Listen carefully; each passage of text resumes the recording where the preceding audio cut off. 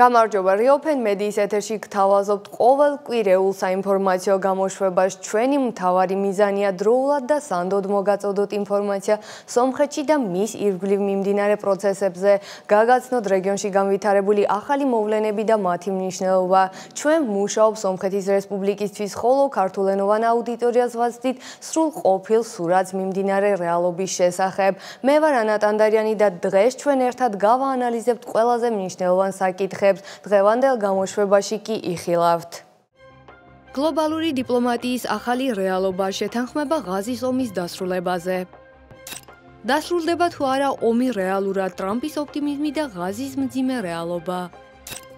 ეუთოს თავმჯდომარის რეგიონული ვიზიტი ახალი პოლიტიკური არქიტექტურის ფონზე. მთავარი პრობლემა მშვიდობის ფონზე 23 სომეხი ტყვე ბაქოში. ბაქო კვლავ ითხოვს სომხეთის კონსტიტუციის შეცვლას, ერევანი კატეგორიულად უარზეა.